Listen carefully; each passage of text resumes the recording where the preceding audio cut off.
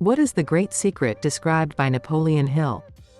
I am more than sure that you have read Dr. Napoleon Hill's legendary bestseller Think and Grow Rich. If not, I strongly recommend you buy this book and study it today, and then return to this page. So, I am interested in your vision of the main core of this book, that great secret, that magic recipe, which is constantly mentioned in it. In order to make it as clear as possible for you what I mean, I will quote from the preface to this book. Less than, greater than. It is this secret, tested by many in practice in almost all areas of life, that the book is dedicated to. Mr. Carnegie believed that the magic recipe that brought him great wealth should fall into the hands of people who do not have time to study how money is made.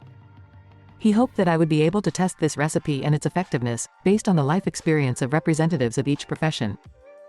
Mr. Carnegie also believed that this recipe should be taught in all schools and colleges.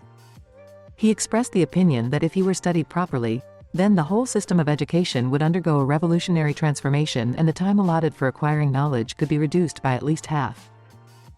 In the chapter, Faith, you will learn the amazing story of the founding of the giant corporation, United States Steel. Learn how it was conceived and created by a young man. By this example, Mr. Carnegie proved to me that his recipe is suitable for everyone who is ready to use it. For Charles M. Schwab, the use of the secret brought a huge fortune, multiplied by the same opportunities that opened up in the future.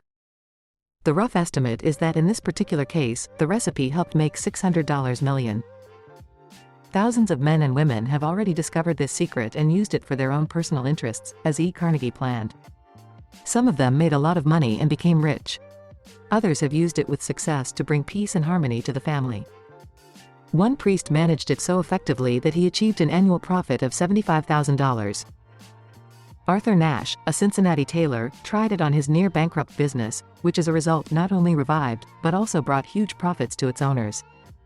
This enterprise is still flourishing, although Nash himself is no longer alive. The success of the experiment was so obvious that its laudatory descriptions alone brought journalists millions of dollars in profits. The secret was also revealed to Stuart Austin Veer, a resident of Dallas, Texas. He was ready for it, so ready that he gave up his profession and studied law. Has he been successful?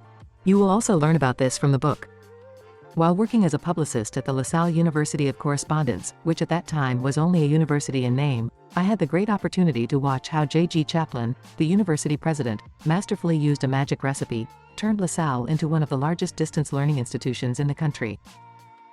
These facts, their validity is known to almost everyone who knew E. Carnegie, give a clear idea of U200B, what this book can teach, but you must know what you want. The secret with which I never tire of intriguing you is mentioned at least 100 times in this book. However, it is not clearly defined in the text. It seems to me that it will work more successfully if I open it in such a way that all who are ready and eager to find it can find a solution as a result of their own reflections and searches. That is why Mr. Carnegie so calmly shared it with me in general, without going into any details. You will recognize the secret at least once in each of the chapters of the book if you are ready to use it. I will not suggest how to determine if you are ready to learn and apply the secret, otherwise it will deprive you of the many advantages that you will receive if you make this discovery yourself. A special feature of the secret is that the one who once discovered it for himself is simply doomed to success.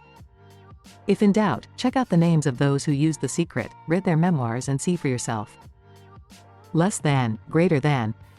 You ask how I knew about all this? You will find the answer in the book. Perhaps this will happen when you read the first chapter, or perhaps, leafing through the pages of the very last chapter, you will catch yourself thinking, yes, this is the secret. Here is such a curious excerpt, just to refresh your memory a little about what Hill said in the description of his book. So that's what interests me.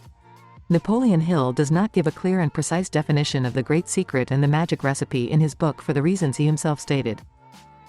Can you do that after reading this book, winking face?